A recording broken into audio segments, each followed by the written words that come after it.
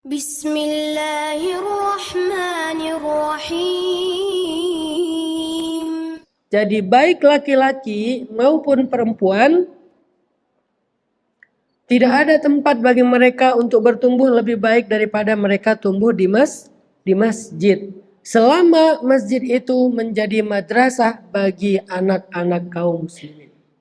Tapi kalau masjid membatasi dirinya hanya untuk menjadi tempat ibadah ritual, maka mereka akan kesulitan tumbuh dengan pertumbuhan yang tadi saya sampaikan. Itu juga yang dialami oleh Sayyidina Ali bin Abi Thalib dalam pengasuhan Nabi Muhammad SAW. Itu yang terjadi kepada Hasan dan Husain. Itu yang terjadi kepada Zaid bin Thabit. Itu yang terjadi kepada Abdullah ibnu Abbas. Ini semuanya nama-nama anak-anak kecil dan anak-anak remaja di zaman Nabi. Mereka tumbuh dalam tarbiyah Nabi SAW yang terpusat di masjid. Kata Nabi kepada Abdullah ibnu Abbas dalam sebuah perjalanan mereka berdua, "Ya ghulam, ihfazillah yahfazka. Ihfazillah tajidhu tujahak. Wa'lam anna an-nas law ijtama'u ala ay yadurruk lan yadurruka illa bima kataballahu alaik." Dan seterusnya. Sehingga Sayyidina Abdullah ibnu Abbas mendapatkan tarbiyah tauhid, tarbiyah akidah langsung dari Rasulullah SAW. Dan itulah yang diajarkan kepada anak-anak kita di masjid. Ajarkan kepada mereka akidah, ajarkan kepada mereka fikih dan ibadah, ajarkan kepada mereka suluk. 3. Iman, Islam, ihsan. Iman artinya akidah. Ajarkan kepada mereka sifat-sifat Allah, ajarkan kepada mereka rububiyah, uluhiyah, asma dan sifat, tetapi tidak dipilah-pilah, tidak dipisah-pisah, jadi satu kesatuan sebagaimana yang diajarkan oleh para ulama kita Ahlus Sunnah wal Jamaah. Ajarkan kepada mereka nama-nama Allah Subhanahu wa taala, Asmaullahil Husna. Ajarkan kepada mereka kebesaran Allah, ayat-ayat Allah, Al-Mulk, Ar-Rahman, ayat-ayat tentang kebesaran Allah, Al-Ikhlas, ayat kursi. Ajarkan akidah sehingga sejak kecil mereka menghafal sifat-sifat Allah, menghafal yang mustahil bagi Allah, memahami apa yang jaiz bagi Allah, memahami apa yang wajib bagi Allah, punya benteng akidah. Mereka memahami kebesaran Allah, bagaimana Allah menciptakan mereka, memelihara mereka, menjaga mereka, seperti hadis ihfazillah yahfazka. Itulah yang membangun mental mereka, mental akidah, bukan mental karena confidence-nya mereka terhadap diri mereka atau percaya diri, tetapi lebih tinggi daripada percaya diri, percaya Allah. Ada kalanya percaya diri itu membuat kita rapuh ketika kita merasa tidak punya harapan, tidak punya kesempatan, tetapi selama kita percaya Allah, maka tidak akan pernah berputus asa. Akidah, ajarkan fikih ibadah sebagaimana yang diajarkan Nabi kepada anak-anak kecil di zaman sahabat. Mereka diajarkan tentang tata cara sholatnya, tentang cara wudhunya, cara puasanya, baca Qur'annya, dan seterusnya. Sampai kemudian ajarkan mereka akhlak atau suluk. Sebagaimana Nabi mengajarkan mereka juga tentang cara makannya. Ada anak kecil yang ketika makan, dia lupa membaca bismillah. Kemudian Nabi mengajarkannya makan dengan tangan kanan. Kalau bisa duduk, walaupun sebetulnya tidak haram berdiri. Karena Abdullah ibnu Abbas pernah meriwayatkan kami makan berdiri di zaman Nabi. Tetapi kalau ada tempat duduk, lebih baik duduk. Sehingga para ulama menyimpulkan duduk lebih baik, tetapi berdiri boleh. Bukan berdiri artinya haram. Tetapi duduk lebih baik.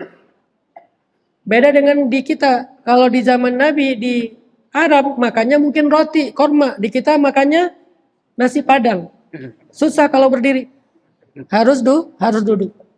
Artinya masjid adalah madrasah bagi para pemuda untuk mereka ambataha nabatan hasanan, supaya mereka tumbuh dengan pertumbuhan yang baik. Harus ada ulama yang mendidik di situ. Hanya saja hari ini kita menyaksikan masjid kita tidak semuanya punya awareness tentang peran yang penting ini. Padahal masjid adalah pilarnya peradaban, rahimnya peradaban. Tetapi tidak banyak masjid atau masih ada masjid yang belum sadar tentang pentingnya peran ini.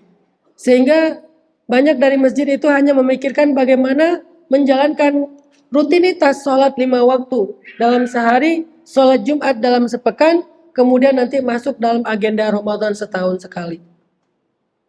Tidak ada pembinaan dari masjid yang sustain, yang berkesinambungan, yang berkelanjutan. Karena sudah diambil alih oleh madrasah. Sehingga seolah-olah terpisahlah antara masjid dengan sekolah. Lalu apakah kita perlu mengembalikan peran sekolah di masjid? Perlu, karena ada banyak sekali materi Islam yang tidak sempat diajarkan di sekolah. Apalagi sekolah-sekolah umum, sekolah-sekolah yang memang bukan sekolah agama, bukan sekolah Islam, bukan sekolah pondok, maka ambillah peran itu oleh masjid. Berapa yang masuk ke pondok pesantren di antara pemuda muslimin hari ini? Sedikit. Walaupun jumlah satu pesantren itu ada 10.000 santri, 15.000 santri.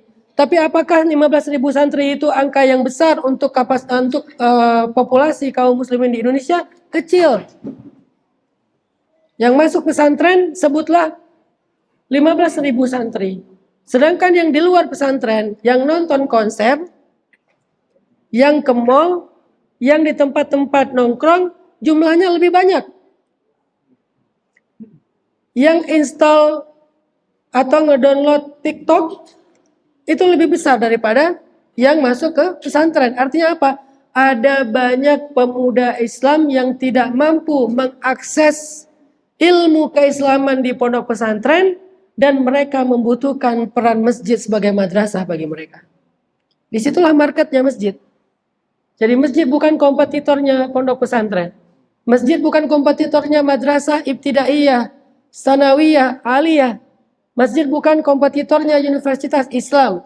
Tetapi masjid berfokus kepada market ataupun objek anak muda, objek kaum muslimin, anak-anak orang Islam yang mereka tidak memiliki kesempatan untuk mengakses ilmu agama sebaik di pesantren dan di tempat-tempat lembaga Islam.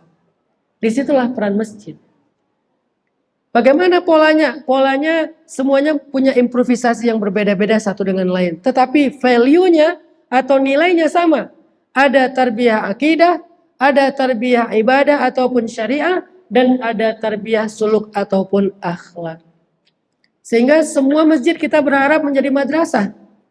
Sehingga bagi anak-anak muda yang sekolahnya umum, pulangnya sore, maka maghrib, walaupun cuma dari maghrib sampai isya, ketika dilakukan rutin, dan harusnya orang tua kaum muslimin memiliki antusias yang sama untuk mengajak anaknya ke masjid, seperti mereka mengajak anaknya ke tempat-tempat les beberapa mata pelajaran yang lain.